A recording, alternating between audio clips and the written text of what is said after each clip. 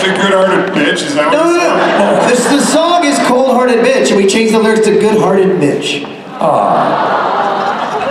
Admit it, Rob, you were a little scared of Mitch. I mean, like, we decided Mitch is maybe the most intimidating person any of us have ever met. In a charming, loving way. In a way they're like, oh, Mitch is the nicest guy ever who could kill us without thinking twice. They named me Mitch for a reason. Yeah. All right, we'll turn the stage over to you, sir. Mitch Pileggi, everybody. Hey, guys. Loud and swaying. God, these guys, I mean, last night was the first night that I've heard them, and they just knocked me out. How many people were here last night to hear them? How lucky are we?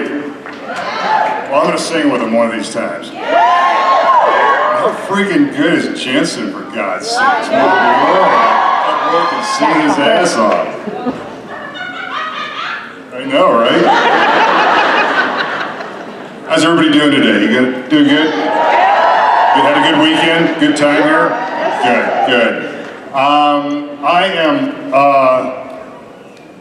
I can only hold my gut in for so long, so we're gonna have to make this a quick panel.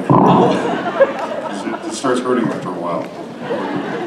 But anyway, I've had a great time. I've met a lot of wonderful people, and it's my first time working with creation on Supernatural. We used to do it with the X-Files when the show was first going. I didn't say that for cheap applause, but thank you. X-Files. Supernatural, yeah!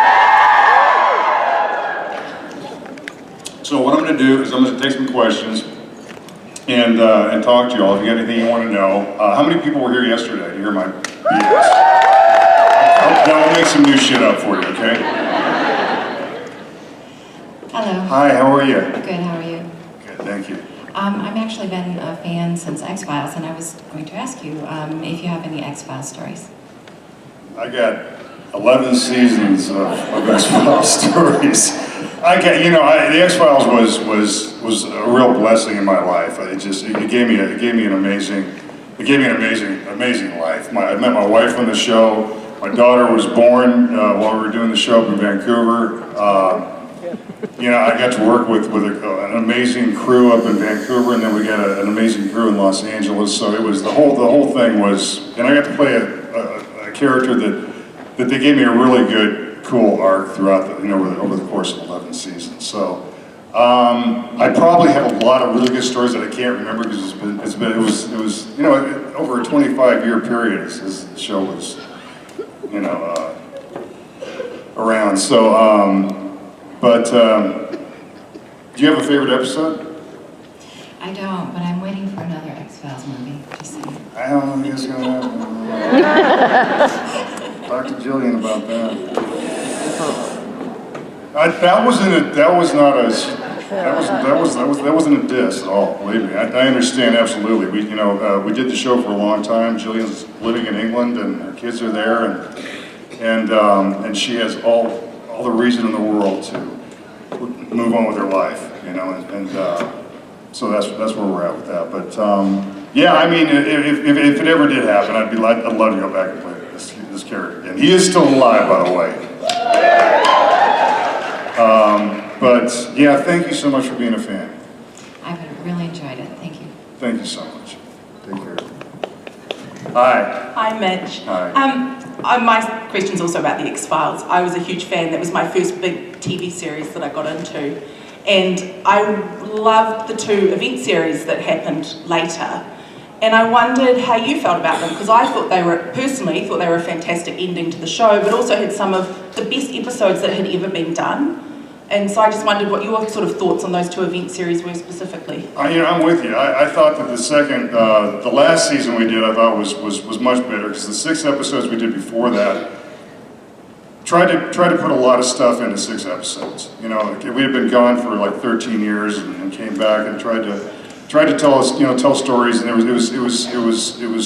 it's hard to get a lot into 6 episodes. So when we came back the next time and did 10 episodes, it was a luxury because we were able to flesh out the stories and tell more. And I was able to participate a little bit more in the last season than the previous one. which I was very happy about. But yeah, no, I thought the last season we did, I loved it.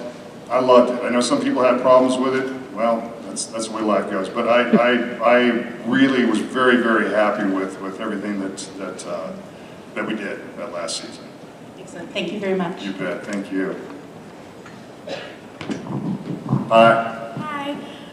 My question is about when Dean went back in time to talk to you. How did it feel to like acting-wise when you got possessed by Azazel? It was fun. He was a hoot, you know, and thank God I didn't have to, because I understand that the actor that played the yellow-eyed demon previously he had to wear contacts for the yellow eyes, and they did it with CGI with me, which I was very, very happy about, because you know, those things are really hard to wear, and it's hard to see, and it's hard to really function in. But it was fun, man. I got to as I said yesterday, I got to sniff on Jensen a little bit, so that was pretty cool. But it's one of those things where you can really just kind of just go over the top and be as crazy as you want to, and which I love doing. If anybody saw Shocker, they'll know that. But I had a lot of fun doing it. It was my first time working with the boys and working on the show, and as I said yesterday, the Supernatural had a lot of ties to the X-Files. A lot of the people that worked on the crew on the X-Files worked on Supernatural, and of course Kim Manners was running the show when I did that episode, so that was very special for me. Thank you. You bet. Hi. Hello.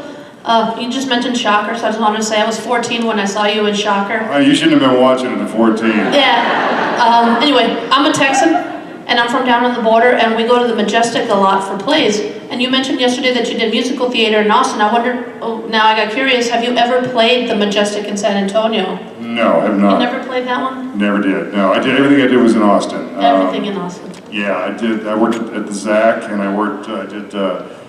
I did Jesus Christ Superstar at Zilker Hillside, and which was an amazing experience. I played Pontius Pilate, and that was a trip. Yeah, no, I never got. I actually lived in San Antonio when I was younger for a bit. It's a great town, and I'm going to be down in McAllen at some point. Yeah, I'm going to see you. That's like next month. Well, I look forward to seeing you again. All right, thank you. You bet. You guys will notice I say you bet a lot, so just start. We do now. Hi. Hi. I know that Supernatural has inherited a lot of things from X-Files, including the amazing Kim Manners and a bunch of our crew. And they've made a lot of direct references, like they'll say Skolder and they'll do I got you. the ship names even. Yeah, I do that too. And do you think it's weird that Sam and Dean never noticed that their grandpa looks a lot like Skinner? Nice.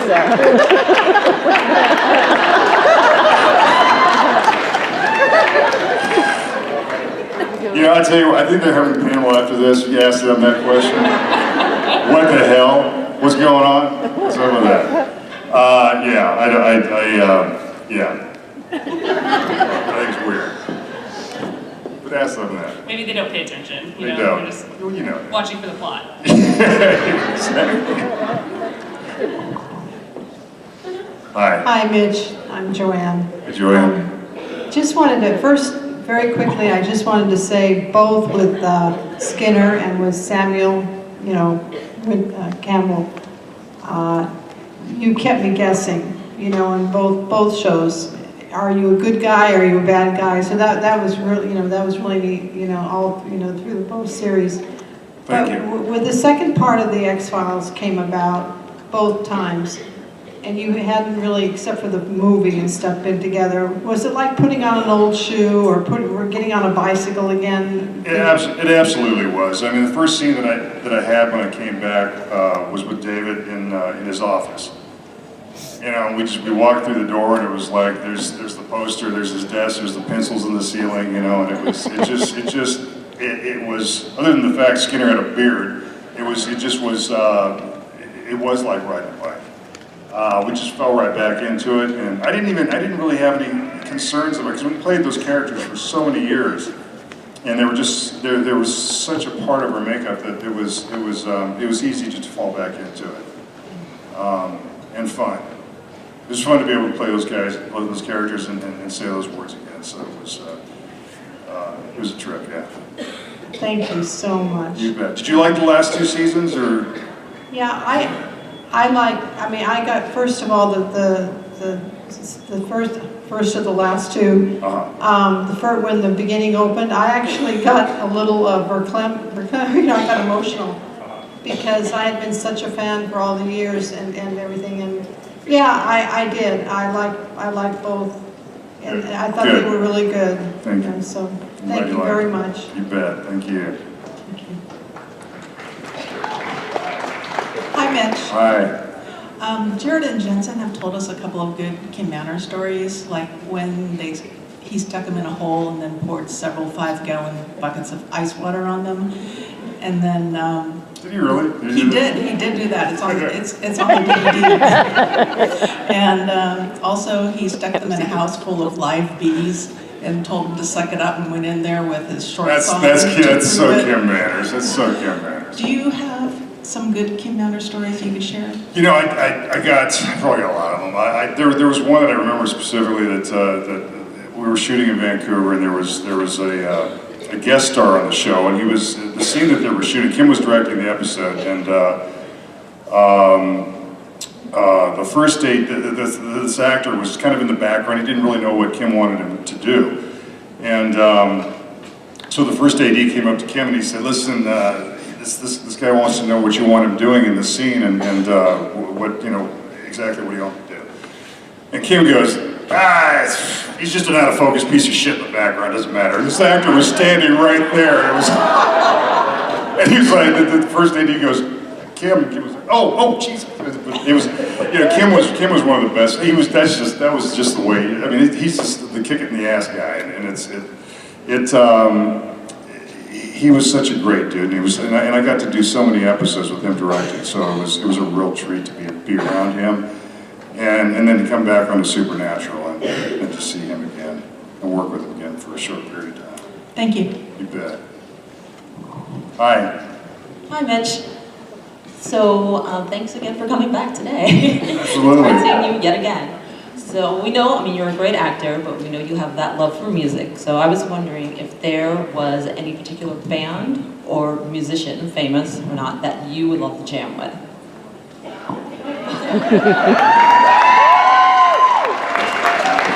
Right there. I mean, after hearing them last night, I want to play with these guys. It's like they're so good. They're so good, and I will. I go. You go on tour, I'll be a groupie. Well, I don't know about tour, but I will get up and sing with them for sure. I'll leave tours to David. Hi. Hi. I was wondering to know, since you guys are all like family, how did it feel when you had to, as your character Samuel, had to throw your grandson under the bus to the demons? It was in the script. No, like That felt personally, just fine. like personally, like I know it's in the script. Yeah, I knew personally. I knew that nothing was going to happen to him because it was their show. So. You're like, oh man, why'd I have to do that? You know, I'm sure that Samuel was torn as far as what he was doing, because he was trying to save his daughter, and he was sacrificing his grandsons to do it. You know, so I mean, it was really a messed up situation that he was in that probably put him in. It probably put him in that position, right? Is that you guys are gonna have to help me, because you know the show a lot better than I can remember. So. But I think that yeah. So it was, and hopefully, I was trying to give that, through my performance, that it was very, it was traumatic for him and himself to have to do what he was doing. So hopefully I conveyed that. I don't know if I did to too many people, but sorry. Thank Okay, you bet. Hi. Hi again. I was wondering, now that you've finished your movie with Al Pacino, Hey, I did a movie with Al Pacino. Did you guys hear? You're welcome. Thank you, darling. Of all the TV series that are on right now, are there any that you would really love to have a guest role on or an arc on that you'd love to work on? You know, there's a lot of stuff on cable, a lot of stuff on Netflix, Amazon, Hulu. There's a couple of shows that I'd like to work. Ozark is a really good show. I don't know if you've seen that. It's wonderful. There's a series called Goliath with Billy Bob Thornton. It's wonderful. That's the kind of stuff I want to do. There's some others that are not popping in my head right now, but that's the kind of stuff I want to do. I want to do some edgy stuff. I'm not going to say what I want to get away from because then I get in trouble. But there's I would really like to if I'm going to continue in TV, I want to do some stuff on cable. Right now I'm doing NCIS, which is a lot of fun. It's a really good group of people. Mark Harmon is just one of the nicest people in the world. So I'm having a good time on it. And I'm playing Secretary of Defense, and it's a pretty cool role. So I'm going back working on it when I get back to LA after this. So it's a trip. But yeah, there's some really good stuff on cable that I would like to do. Thank you. Is there anything that you'd like to see me on that you can think of that? All the things. Whatever gets you on You're our so screens. sweet. Get out of here. Small screen, big screen, just... You're just sucking up. Get out. Sit down. It's been 18 years we've been fans of yours. And I love you for it. I love you for it. Thank you so much. Hello. Hi. How you doing? Good. Good. I was wondering if you could do a captain's log as Colonel Caldwell from Stargate.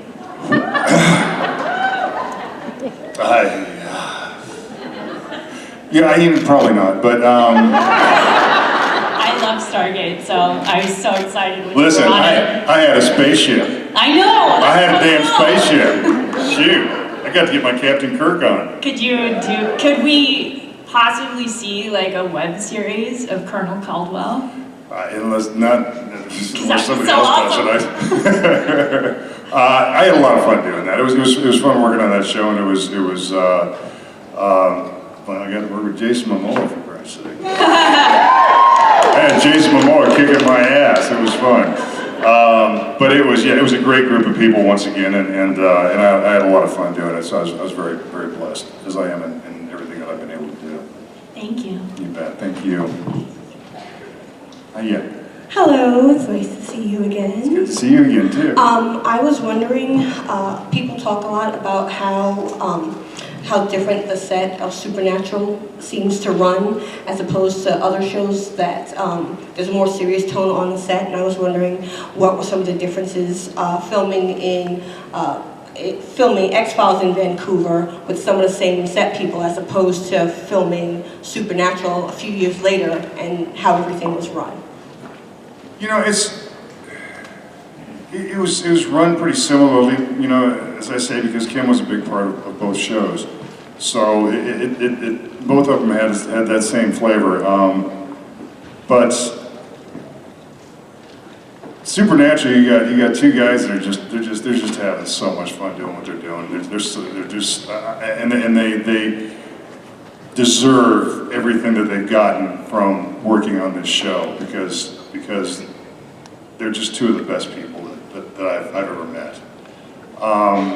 So I think maybe the fun factor on Supernatural was a little higher than it was on the X-Files because we were just kind of like, you know, doing our thing. I mean, we had a lot of fun on the X-Files too. I hesitate to say go look at some of our gag reels because there's some pretty stuff that wouldn't fly these days, to be sure. You know, I think maybe just the fun factor on Supernatural is a little bit higher register. Okay, thank you very much. You bet. Was that did that answer your question? Mostly because it seems I don't understand how they get anything done with all the pranks and stuff. If I goofed around that much at my job and there's not even that many people depending on me getting my crap done, I would be in so much trouble. I just don't understand how they get away with it. When it gets down to the nitty gritty, though, they get the job done. I do have to say that I do blame Jared and Jensen for my Words with Friends addiction.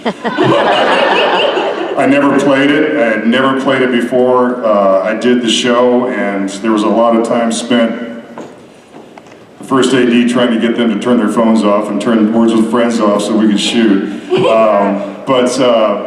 and I was like, oh, what are they doing on the phones? What is that? What's this? Well, I know to this day, I play Words with Friends. It's just ridiculous. It's sick. It's sad. Don't bet on it. We've heard some bad things happen if you bet with Jared on Words with Friends. Yeah, it was so funny because he came up with one word, and my wife was there, and I was like going, we were playing each other, and my wife looks at the word, and she goes, what is that? And she goes, David, she goes, it was third, T-H-I-R. And she goes, what does thir mean? He goes, well, like over there.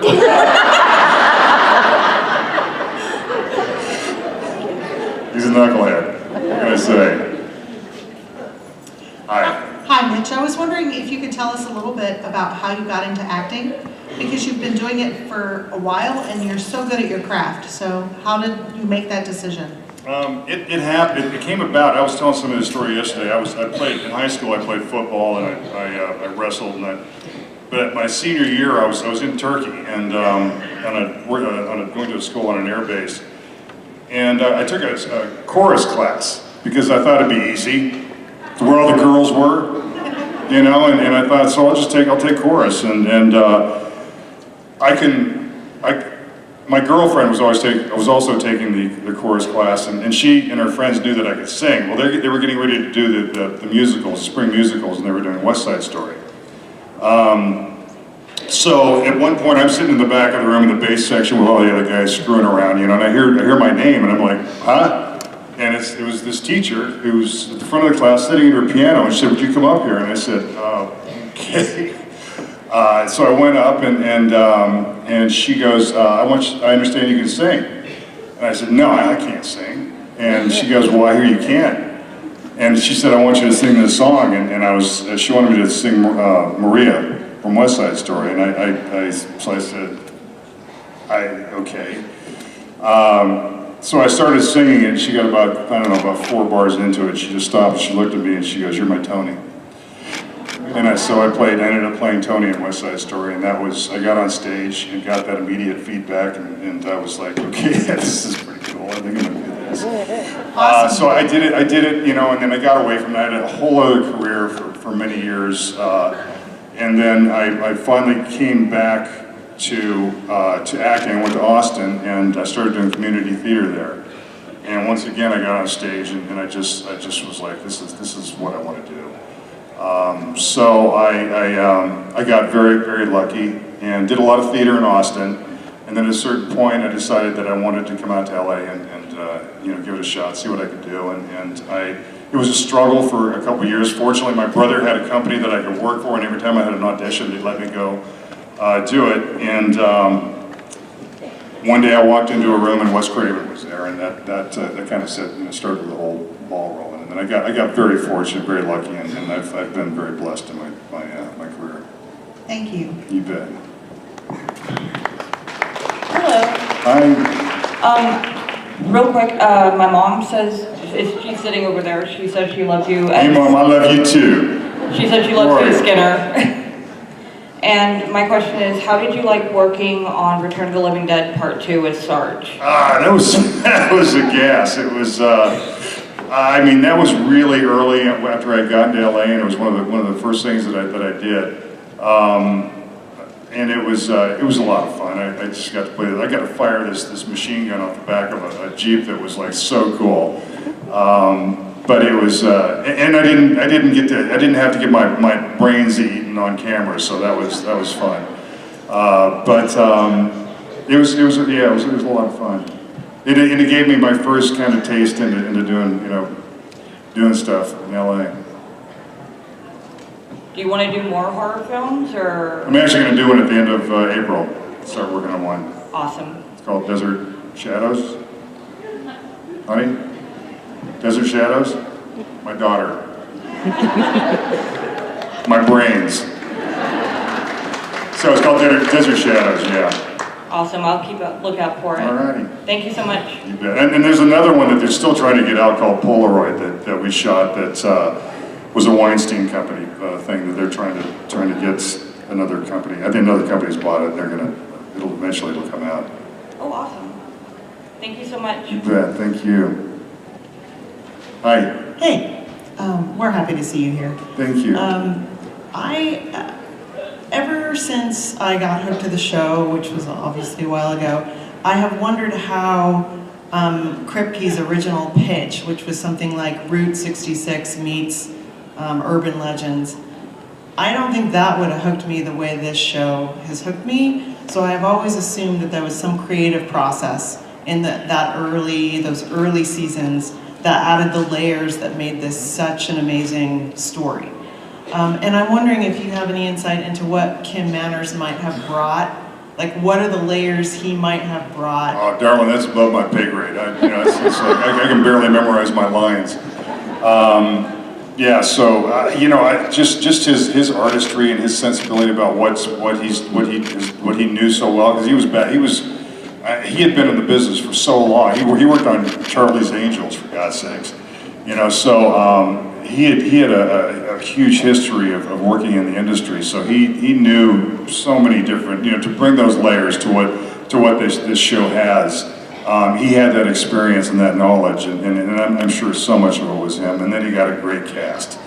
So, the first time that I did the show, I hadn't watched the show before I started doing it. And then I watched it when I got, when they asked me to do it, I started watching it, and I was like, my God, why have I not been watching the show? It's just freaking good. Right? Yeah. So, but I think that Kim did bring a lot of that to it. Thanks so much. You bet. You bet. Hi again. Hi. You were wonderful yesterday as well as you are today. Oh, you're sweet. Thank you. I know, you're wonderful. Is it okay to say that? You're sweet? I don't know. Anyway, here it is for you. So, I was the one that yelled from the audience that Crowley brought you back from above and Sam from below. Thank you for that. You're welcome, because no one could figure it out. And I was like, oh, that was in the episode. So anyway, you worked at everything against the love and your grandsons to get your daughter back. That was your whole point. I mean, you hated what you were doing, but you were doing it for that one particular reason, to get Mary back. So you die with the worm, that whole horribleness, the electricity and all that. I died like 4 or 5 times that episode, didn't I? Yeah, but you finally bit the dust, there on that horrible floor. And with Jared whipping me in the head. Later, right? Amara just brings her back because she got together with her brother again, and they're going off, and I'm going to do something nice for you, for Dean and Sam. I'll bring your mom back. If, Mr. Campbell was still somewhere where he could see all this happening, how do you think he would have felt about that? Like, look what I did, and boom, there she is. Dang. Why didn't I do that? Shoot. I don't know. I don't know how to answer that question. I just,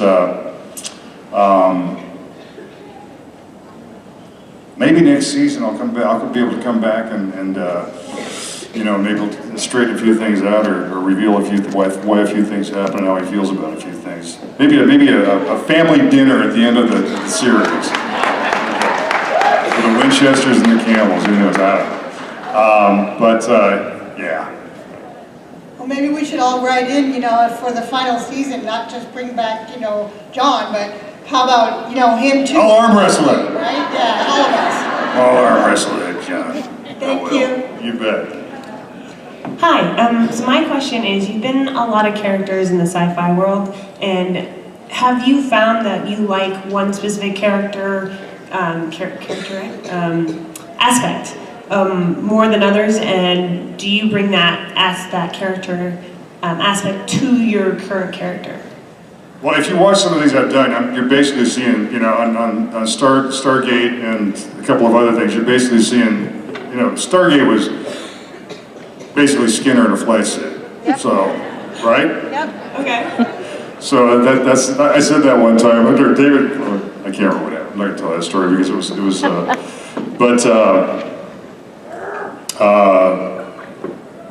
I guess that tells the limitations of my ability to act. But yeah, I just try anything I do. I try to bring as much reality and make it as organic as I possibly can. As I was saying yesterday, sometimes I'm more successful than other times. As I was saying yesterday, I'm extremely lazy, so sometimes I apply myself a lot more than other times, which is a horrible thing, but it's a fact. Yeah. Well, thank you, and we hope to see you again. Thank you so much. I like all your characters, so it's interesting to see, your grit in all the characters, and I didn't know if that was something that you found in one of your previous characters, and you're like, I can portray this really well, and a lot of the characters I go after have that, so I'll just portray it, or how that worked. Well, I mean, there are a lot of characters. I mean, in Hollywood, it's like a lot of times they put you into slots, so a lot of times, a lot of the roles that I play are very similar. And as I said yesterday, there was a role in Criminal Minds, a guest star that I did, that it was very different from what I normally do. And it was, for me, it was a dream, because I had a great time doing it, and I got to I really applied myself to it. And I think one of the reasons that I get lazy is because a lot of the times I feel like I'm doing the same type of character over and over again. So to be able to do a character that was so outside of what I'm normally cast doing was, as an actor, was really fun. It was fun. It was to really be able to get my juices flowing. So would you Did I say that? Juices flowing? Yeah. So is that something like where your grit would apply to that, or? I'm sorry? So I was just curious, like, is it because it's a new character, are you taking any of your previous characteristics and applying it to that? To the role that I did on Criminal Minds? Yeah. It was completely different. I had all new material and all new stuff to work with and to go after. I don't know if you've seen it or not, but it's very different from anything that I had done up to this point, so. Check it out. It's called Normal. Hi, Mitch. I actually hit myself in the teeth with the scene. I actually missed your panel yesterday, so thank you for being here. Absolutely. And I just learned about your singing talent. What is one of your favorite things to sing, and would you sing a smidge of it? I'm not going to sing right now, but I love singing old rock and roll. I love singing Buddy Holly. I love singing Elvis. I love Johnny Cash. I was talking to the boys, and if we do, if I do come back, and if I'm asked to come back and do anything where I can actually sing with them, I'm thinking I might do Folsom Prison Blues.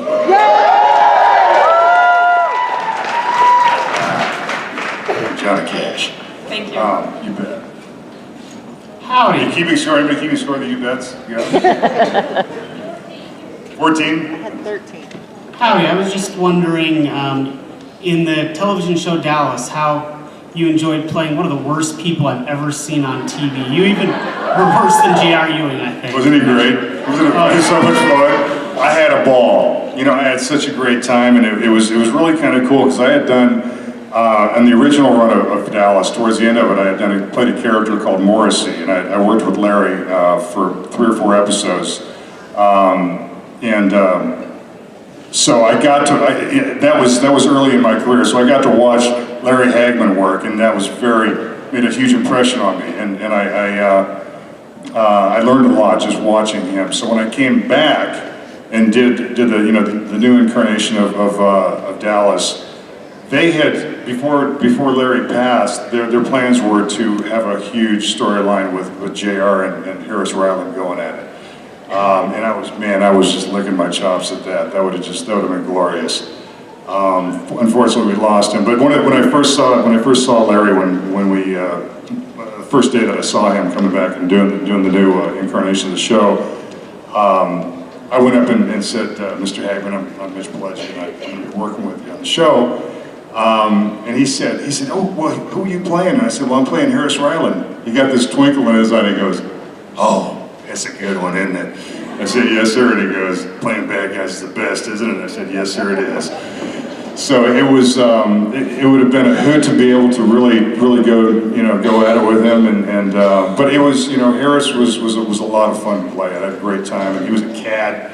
And I got to work with Judith Light playing my mother. She's 3 years older than I am. That was always a lot of, I always got a chuckle out of that. But it was a lot of fun, you know, working with the original cast of the show and being on it. It was fun. It was a lot of fun.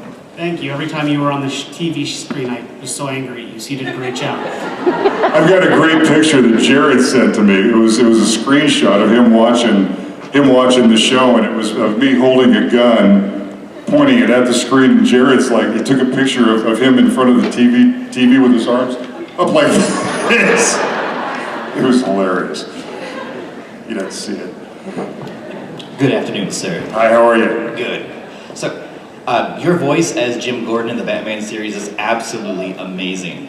Thank you. You've been in 3 incarnations of DC shows. I'm just curious, are you a fan of the DC universe or just a fan of paychecks? Well, you know me too well, don't you? No, I'm a fan of being able to buy food and pay bills. Absolutely.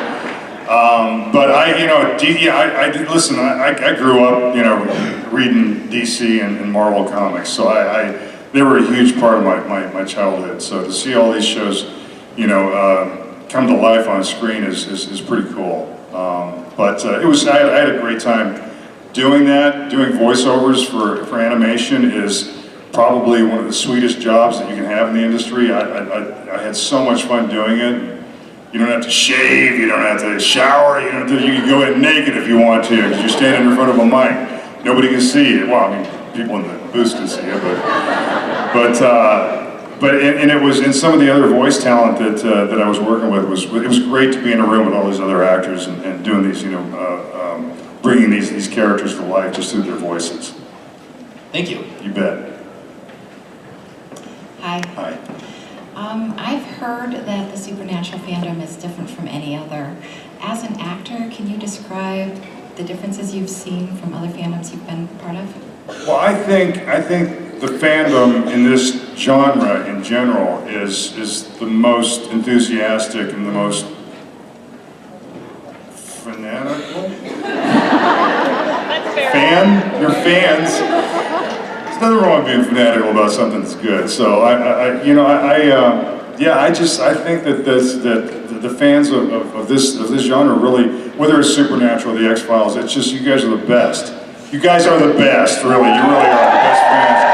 You're so invested in the characters and the storylines and just the shows in general. And it's for us, the people that work on them, it's so gratifying, and it makes us. It just really brings so much to our lives that you guys are such a big part. I mean, because you make it for us. So and look at this. Look at you guys. Look at the fandom this show has. It plays out all across the country, all around the world.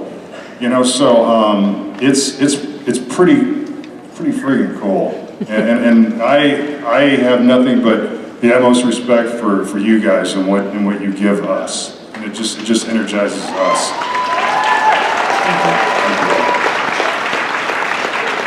Hi, I'm a huge horror fan, and when my husband knew I was coming here, he bought The Shocker and made me watch it back to back. So I was just curious. I'm sorry. No, I loved it. I was just curious what working with Wes Craven was like, if you had an anecdote about It was amazing. He's one of the sweetest, kindest, gentlest. He was one of the sweetest, kindest, gentlest people that I've ever worked with. If you had met him, you would think, how does this stuff come out of that man's head? Because he is, like I say, he just was such a sweetheart, there's something going on. He was just he was great. He was a great guy to work with, and I was fortunate enough to have been able to work with him on 4 projects before he passed away. And I was actually working on one of his. He was producing a movie that I did right before he passed. But I didn't get to see him before that, which I'm very kind of broke my heart. I am going to be doing his partner, Marianne Magdalena, and one of his other associates, Jeff Fenner, that he worked with for many years, are doing they do this thing at New Arts in Los Angeles. We're doing a panel, a Shocker panel, and they asked me if I would come and do it. So I'm going to go do it. It's gonna be fun. I had a ball. I had a great time shooting Shocker. I have a hard time watching it because I'm so over the top. It's just, and Westwood, it was funny because Westwood, like, he'd be off camera feeding me some of those lines, like finger looking good and stuff like that, you know, and I was like, oh, Wes, I can't say that. And he goes, yeah, you can say it'll be great. And I'm like, okay. Because I'm being insane. Well, thank you. I enjoyed the movie very, very much. Thank you so much. Thank you very much. Thank you. Hi. My favorite episodes of The X-Files were the comedy ones. Yes. So especially like the Lily Tomlin and the Christmas one? Yeah, that's still on my DVR. Who is your favorite person to guest star to randomly work with? You know what? I didn't. They got to work with most of the people on those shows. As David said, he didn't. You know, because most of the time my character was sitting behind his desk, and at one point David said, "I didn't even know you had legs." So I didn't get out of my office much. On occasion I did, but there were a lot of really good, wonderful.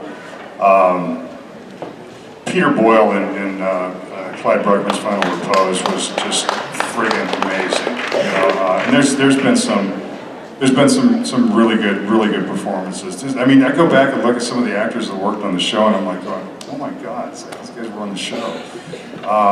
Because they're huge stars now. I liked whoever came up with the idea of the lizard that turns into a man like once every many years. Yeah, no. I think Darren Morgan wrote that episode. Darren Morgan wrote most of our crazy, funny episodes. He's one of my favorite writers. They're all, and I love them all, but Darren holds a special place in my heart. He never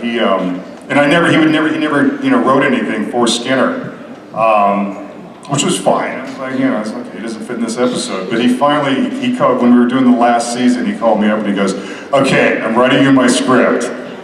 He goes, you're going to be in this episode. I was like, oh, that's great. And he goes, you only got one line. And he goes, what a line. And it turned out to be a pretty good one. So I did get to work very, very briefly with him. And he said, when we were shooting it, I said, okay, what do you want? He goes, well, you just do what you're going to do, what you think Skinner would do. And then I'll tell you what I want you to do. So I did one take where I did my Skinner thing. And then he goes, okay, now I want you to take it and make it really big. I was like, oh my God, I can't do that. This is Skinner. And he goes, no, you can do it. So I made it big, and then David was howling, and he was laughing, and then he goes, okay, make it even bigger. So I did another one. It was like so ridiculous. I felt so it was like crazy. So anyway, he got what he wanted out of me for that. It was just very different, doing acting in his episodes was very different because you did push it a little bit. But I was glad to be able to be in one of his episodes. Hi. Hello. I enjoyed you in Stargate Atlantis, and in one of the episodes you were possessed by a Goa'uld, which involves... Is that how you say it? Goa'uld? A Goa'uld, okay, yes. Good. It involves an enormous long backstory from the original SG-1 series, and I was wondering, in doing that particular role, did you get into any of that backstory to prepare, or did they say just act mean? Yeah, no, I didn't get into any of that. They just said, okay, you're gonna be like, you're gonna be possessed by this old thing, and thank you. I never knew how to pronounce that. And that's the one where I got my ass kicked by Jason. He threw me over a table. He threw me up against a wall, and he's a big boy, so it was painful. Yeah, no, I kind of just imagined what it would be like to be in that situation, be possessed by that entity, and what would transpire from that. Thank you. Did I do okay? Yes, thank you.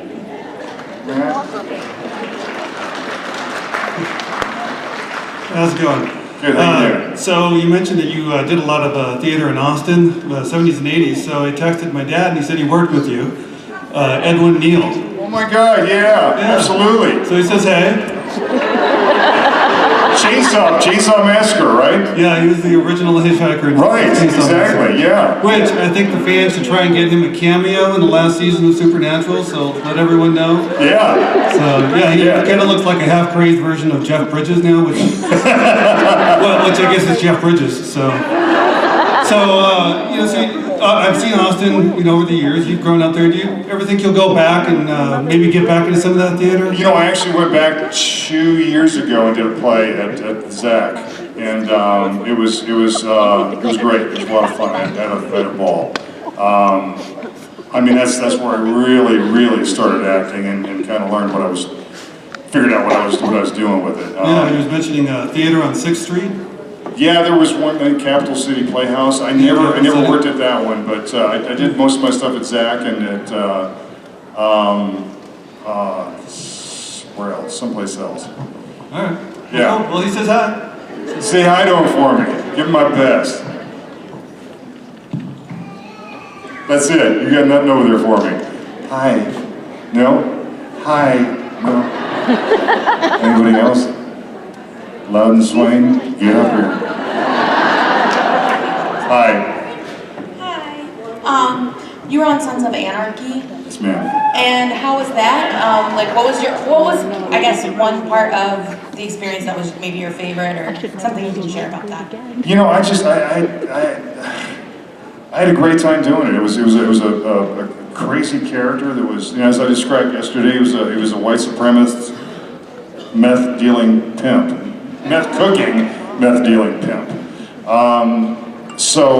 It was a very interesting character to be able to play, and the guys were great to play off of. I think that one of the first scenes that I had was with Charlie and Ron, and what a great dude Charlie Hunnam is. Let me tell you he was always first on the set, first to be there and last to leave. The guy's a trooper, and he's amazing, a great dude too. But we were shooting this scene in this little diner, and we all kind of get into this set too, and there was because my character drank milk because he did meth, and I guess if you do meth, you cook meth, so they coat their esophagus. Thank you. We got a meth cooker here with milk. To protect it, so we're doing this, and it's like there's this set to it, and it's like I just backhanded this glass of milk. It went flying, hit the wall, hit Charlie in the face, drenched. Milk was just pouring down his face, and it was like the coke guy was like, "I'm sorry, dude." But the only regret that I have about Sons was I didn't get to ride a motorcycle. Oh, that would have been awesome. Yeah, no, I had an SUV. Because I was a pimp. Thank you so much. You asked me something. Make something up. No? Come on, put me on the spot.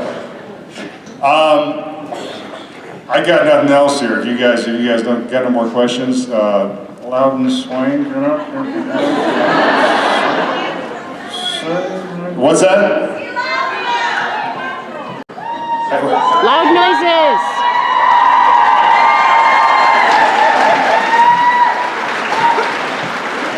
People just like yelling things. Yes. What is one of your favorite stunts? Favorite stunts that I've ever done? Here's the problem with actors doing stunts. When I was younger, I always wanted to do all my own stunts, my own fights, jumping out of cars, jumping off of whatever, and now I'm paying for it because my body's racked with arthritis. So my advice to young actors is let the stunt guys do it. If somebody asked me yesterday what are the main things to tell a young actor, and one is don't be an asshole. Two, don't to learn your lines, and something else, but also let the stunt guys do the stunts because you're going to pay for it down the line. I guarantee you. Because I am. I know. Getting out of bed in the morning takes me about 15 minutes. I used to love to do stunt fights, and I did there was a lot of stunts in Shocker that I did that are really responsible for a lot of the aches and pains that I have. it was always fun doing fights. I just, there was a fight that I did in the X-Files, and I did it with X, with Stephen Williams. Oh, yeah. And it was on an elevator. And Rob Bowman was directing the episode. And we did the first take, and actually Stephen and I choreographed the thing. We kind of decided what we were going to do. And so after the first take, I grab him, I headbutt him with this and that, and I throw him up against the back of the elevator. They called cut, and I said to Bowman, I go, so, is that okay? And he goes, he's a little weak. I was like, okay. So, next take, I threw Steven through the back of the elevator. The whole wall just fell down. He just went flying off the seat. And then I went to Bowman, I go, better? That's what he wanted. So the fights were always fun. Hi. So my sister's watching the X-Files right now back home, and she wanted to ask you the scene between you, Mulder, and Scully, and the bathtubs. What was that like? Well, that script? David directed that episode, and guess who was the third in the water? You. Now, David to this day claims that they kept changing the water after each one of us was in it. Bullshit. There was shit floating around on that water when I got in. No, I'm kidding. That was a lot of fun, and I thought they shot that really cool, and I thought that the way they edited it was brilliant. So, and I got to eat chocolate-covered strawberries in a bathtub and drink champagne. Thank you. While talking to Scully. You know what I'm saying? Hi. Hi. So in our house, it's kind of a tradition to name our pets after famous people that we like. I happen to have a rabbit named Jensen and a cat named Nisha. Nisha's the worst, by the way. And I was just wondering that if you were going to name a pet after any famous person, who would it be? Well, we have a cat, and his name is Jack Sparrow.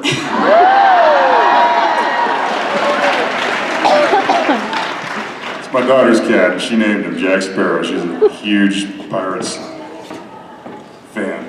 And we had another one, actually, that was Calypso, right? Yeah, we had another little cat named Calypso. So, yeah. That's it. Cool, thank you. You're welcome. Hello again. Hi. You mentioned Ryan Hurst earlier from Sons of Anarchy, and I was wondering if you are a Walking Dead fan and you've seen him as Beta on The Walking Dead. I have not. I haven't watched a whole lot of Walking Dead, but Ryan Hurst is one of the sweetest people in the world. I adore him. He's a great dude. He's a wonderful actor, and every time I see him is a treat. And I run into him at these things on occasion, and it's always a lot of fun just to hang with him for any amount of time. He always seems so scary as Beta, so I just didn't know. Well, I mean, he's a big dude, and he could be scary, but he's about as nice as they come. So, have you ever talked to him in person?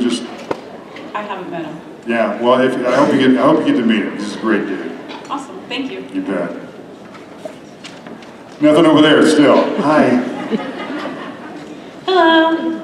My question is, if the yellow-eyed demon had never come into the Campbells and Winchesters' lives, how do you think that would have changed the relationship between Samuel and Mary and the boys? Well, he probably wouldn't have snapped his wife's neck and killed. What did I do? I killed John. Made out with my daughter. Yeah, I think a lot of things would have changed.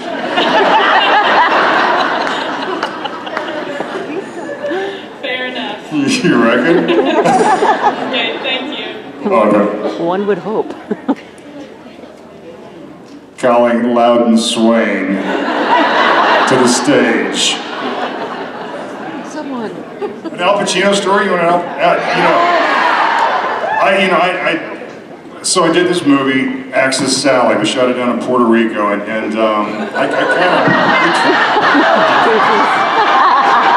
the fuck out of here! I got a story to tell.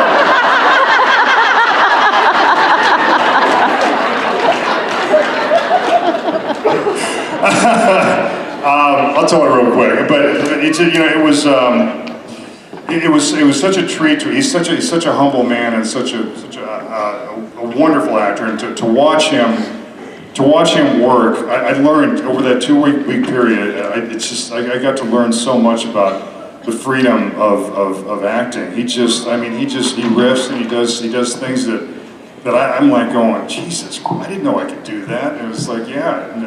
And I said to him after the first day, I said, because I mean, he goes off script, and he just like sometimes he goes all over the place, but it's just so interesting to watch everything that he does.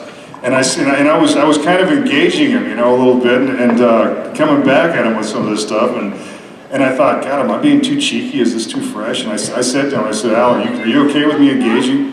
What's that? Nope. No, somebody's like hearing things? Acid flashback?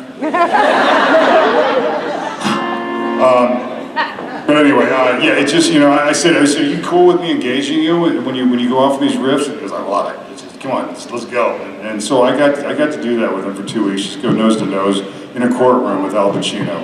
And I've been waiting for 40 years as an actor to have moments like that. So it was very, very, very cool. You guys, thank you so much.